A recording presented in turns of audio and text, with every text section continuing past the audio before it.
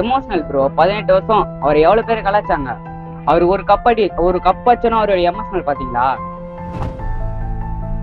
அதான் bro emotional.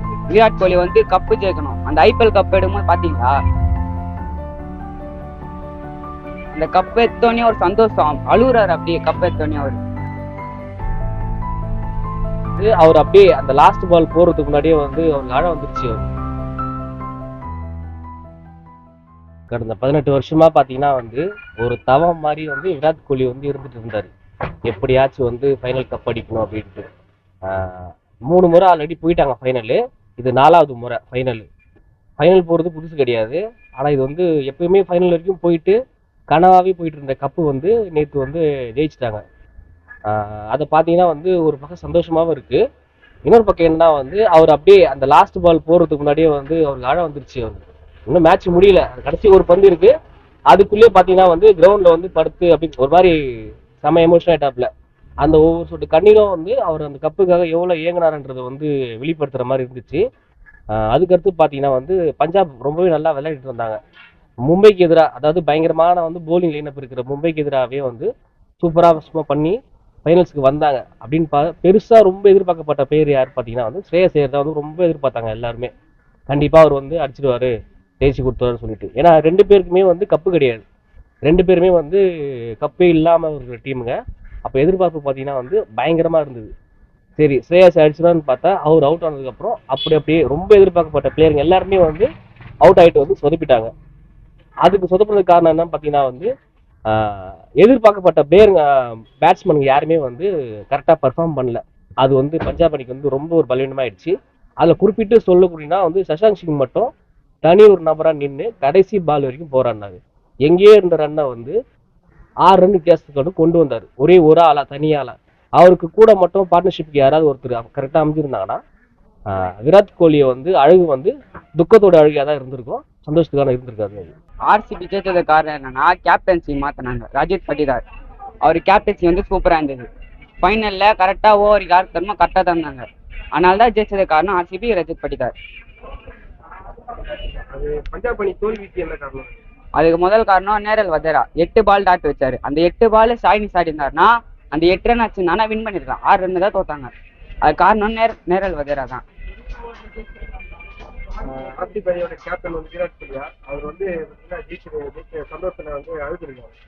அதை பத்தி உங்களோட கருத்து? Emotional bro. 18 வருஷம் அவர் எவ்வளவு பேர் கலாச்சாங்க. அவர் ஒரு கப் வச்சோன்னா அவர் எமோஷனல் பாத்தீங்களா? அதான் ப்ரோ எமோஷனல். விராட் கோலி வந்து கப்பு ஜெயிக்கணும். அந்த ஐபிஎல் கப் எடுக்கும்போது பாத்தீங்களா, அந்த கப் எடுத்தோடனே ஒரு சந்தோஷம் அழுகுறாரு. அப்படியே கப் எடுத்தோடனே அவரு அந்த எமோஷன் யாருக்கும் வரல. அந்த டீம்ல எவ்வளவு பேர் கலாச்சாங்க அவரு. அவர் எதனா வார்த்தை திருப்பி என்ன பேசினாரா?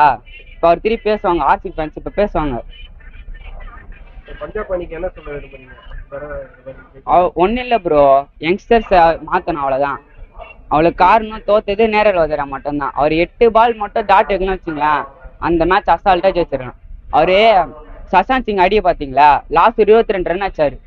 அதுக்கு காரணம் அவர் பேட்டிங் சூப்பரா இருந்தது. ஸ்ரேயஸ் ஐயர் வந்து சரியா இல்ல, அவ்வளவுதான் ப்ரோ.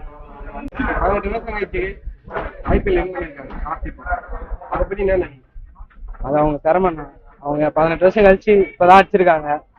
எம்ஐ கூட விட்டு கொடுத்துருக்கலாம், அவங்க ஜெயிக்கட்டும். அவங்க திறமை, அவங்க ஜெயிச்சுக்கலாம். யார் விட்டு கொடுத்துருக்கலாம்?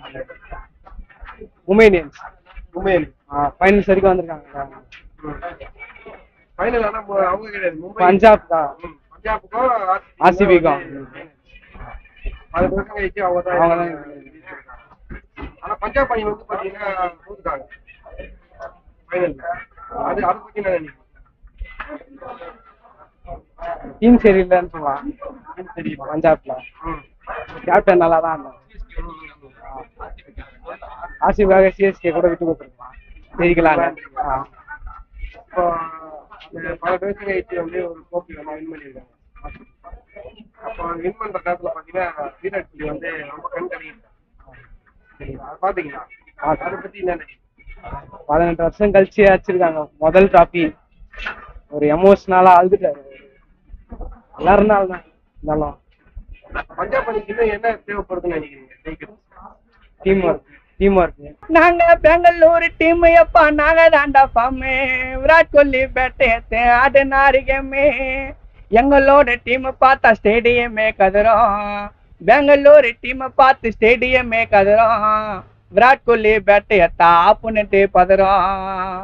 நாங்க எல்லாருமே பெங்களூர் டீம், ஐபிஎல் டீம் இல்ல நாங்க தாண்டா ஃபார்மே, நாங்க எல்லாருமே பெங்களூர் டீம், ஐபிஎல் டீம் இல்ல நாங்க தாண்டா ஃபார்மே.